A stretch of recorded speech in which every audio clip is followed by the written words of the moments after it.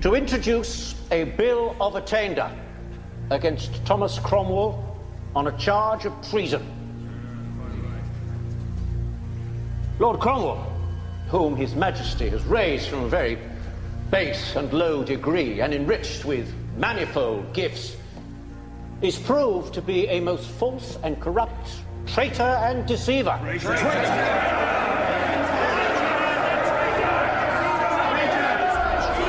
a detestable heretic, he has utterly disposed to set and sow common sedition among your Majesty's loyal and loving subjects.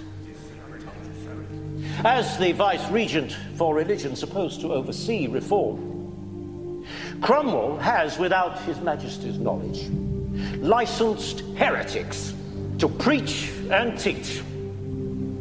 My lords, we have evidence that on the night of March the 31st, in the parish of St. Peter the Poor, Lord Cromwell did arrogantly defend these heretic preachers. He said if the king should turn against reform, he would not turn. And if the king did turn, and all his followers, then he would stand fighting in the field with his sword in his hand against the king and against all his followers. And he took out his dagger. And he said, "Oh, let this dagger thrust me to the heart if I would not die for that quarrel. And if I should live a year or two, then it will no longer be in the king's power anymore to resist or hinder our reformation." And he swore a great oath. Traitor!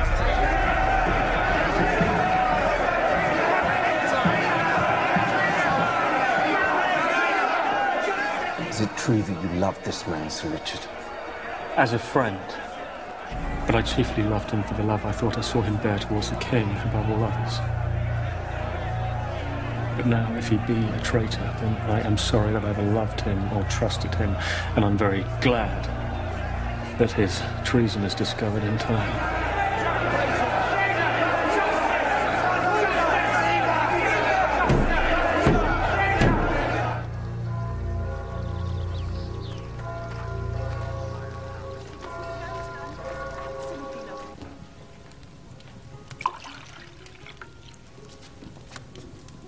I trust, madam, you were happy and well treated.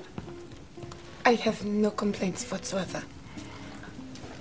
Everywhere I go, I am treated with great respect and kindness from everyone. I'm glad.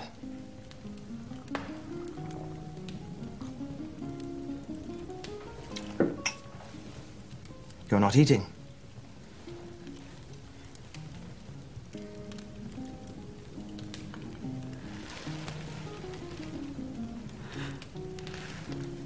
Your Majesty, I'm sending you away for a while. To my palace at Richmond. For your health and for your pleasure. Thank you, Your Majesty.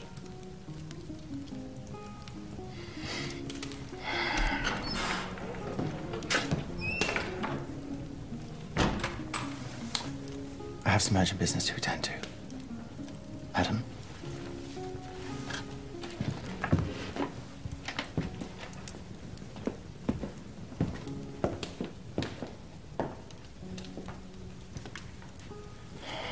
The council considers it sufficient as head of church that you can have the bishops annul your union.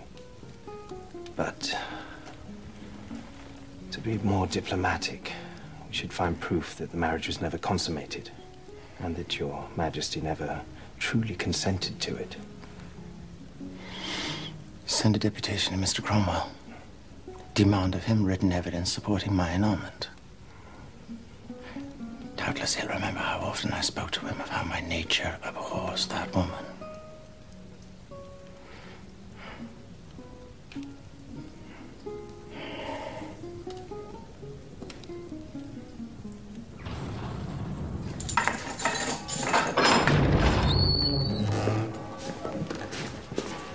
Mr. Cromwell. Chris. The king orders that you write him a letter, describing how he found Anne of Cleves. What passed between you on that subject And whether he told you he had consummated his so-called marriage or not. He also orders you to describe the impediments to the marriage, and whether knowing them, you still arranged it. His Majesty charges that as you will answer God on the dreadful day of judgment, and also upon the extreme danger and damnation of your soul and conscience, to write down exactly what you know. I will most gladly do as the king commands. I trust to his pleasure and satisfaction. I desire more than anything else the king's comfort and would most willingly die for it. I wondered if you could see your house from that window.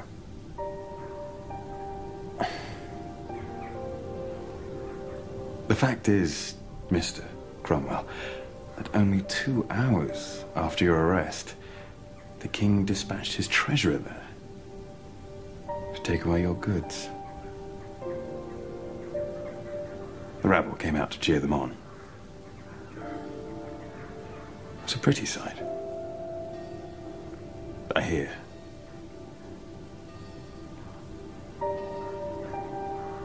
God?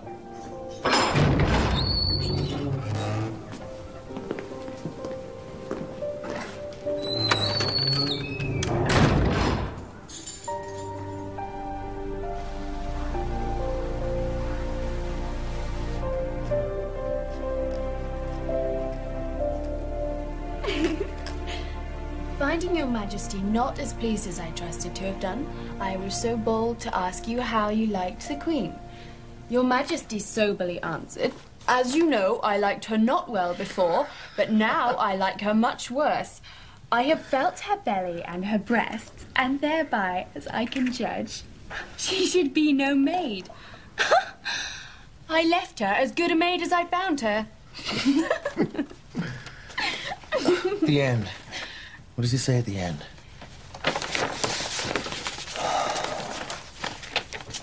"I beseech your Majesty most humbly to pardon my rude writing, and to consider that I, a most woeful prisoner, am ready to take the death, when it shall please God and your Majesty."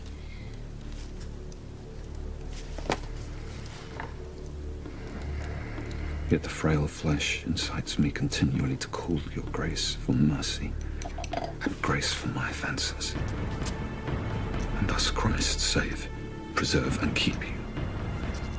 Written at the Tower this Wednesday, the last of June, with heavy heart and trembling hand of your Highness most heavy and miserable prisoner and poor slave. He's written something right down at the bottom.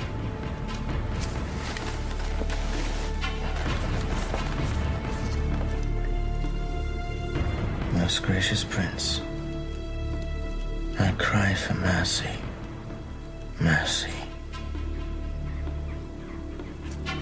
mercy.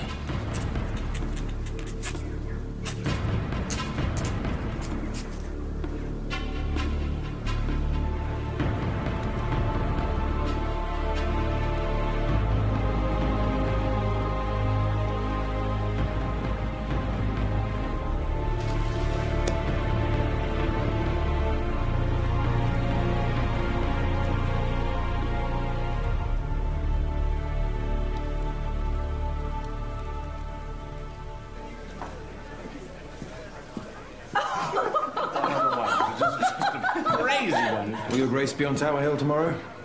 Try to keep me away. I can vouchsafe to your grace. His final end will be the most ignominious ever. So I have heard, your grace. So I have heard. What's he talking about? Tell me. Cromwell is said to appear on the same scaffold as Lord Hungerford, otherwise known as Mad Walter, who has been sentenced to death for various offences such as sodomy, raping his daughter, and paying magicians to predict the date of the king's death. At least he won't have to pay them to predict the date of his own. And then Cromwell will be humiliated. A false churl who was so ambitious for others' blood. That is not our only device. Tom and I have conceived some more sport at his lordship's expense. What kind of sport? Patience, Edward. Patience.